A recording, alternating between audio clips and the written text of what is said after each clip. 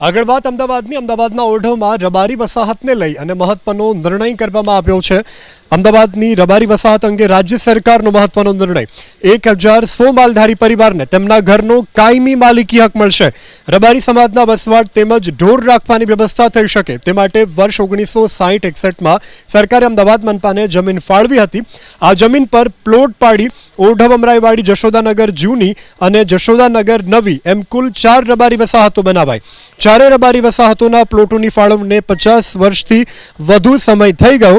અનેકવાર માલધારી સમાજે સરકાર સમક્ષ જમીન પરનો માલિકી હક આપવા રજૂઆત કરી હતી, જેને મંજૂરી આપવામાં આવી। આ માટે માલધારી પરિવારોએ જંત્રી મુજબ રકમ અને ટ્રાન્સફર ફી ભરવાની રહેશે। જો કે ફાળવાયેલી જમીનનો 10 વર્ષ સુધી રહેણાંક સિવાય અન્ય રીતે ઉપયોગ નહીં કરી શકાય તથા અન્યોને વેચી પણ નહીં શકાય।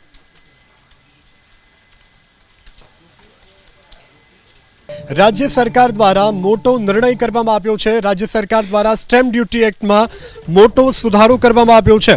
राज्य सरकारे स्टेम्प ड्यूटी एक्ट में ऐतिहासिक सुधारो कर्यो छे। 1 करोड़ सुधीनी लोननी रकम पर महत्तम 5000 ની મર્યાદામાં સ્ટેમ્પ ડ્યુટી ભરવાની રહેશે। સ્ટેમ્પ ડ્યુટી એક્ટમાં કરવામાં આવેલો ફેરફાર આગામી 10 એપ્રિલથી લાગુ પડશે। નવી જોગવાઈ અનુસાર 1 કરોડ સુધીની લોનની રકમ પર મહત્તમ 5000 ની મર્યાદામાં સ્ટેમ્પ ડ્યુટી ભરપાઈ કરવાની રહેશે।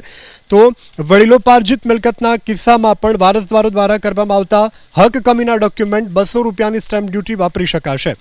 આ ઉપરાંત 1 વર્ષથી ઓછા સમયગાળાના ભાડાપટ્ટાના ડોક્યુમેન્ટ પર સરેરાશ વાર્ષિક ભાડાની રકમ 1%ની જગ્યાએ હવે રહેણાંક માટે 500 રૂપિયા અને વાણિજ્ય માટે 1000 રૂપિયાની ડ્યુટી ભરપાઈ કરવાની જોગવાઈ। સરકારના આ નિર્ણયથી સામાન્ય નાગરિકો, મિલકત ધારકો અને લોન ધારકોને રાહત થશે।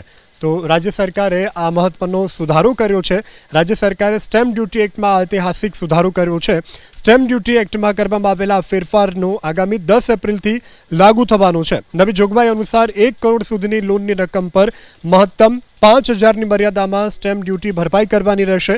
વડીલોપાર્જિત મિલકતના કિસ્સામાં વારસદારો દ્વારા કરવામાં આવતા હક કમીના ડોક્યુમેન્ટ 200 રૂપિયાની સ્ટેમ્પ ડ્યુટી વાપરી શકશે અને આ ઉપરાંત 1 વર્ષથી ઓછા સમયગાળાના ભાડાપટ્ટાના ડોક્યુમેન્ટ પર સરેરાશ વાર્ષિક ભાડાની રકમના 1%ની જગ્યાએ હવે રહેણાંક માટે 500 રૂપિયા અને વાણિજ્ય માટે 1000 રૂપિયાની ડ્યુટી ભરપાઈ કરવાની જોગવાઈ।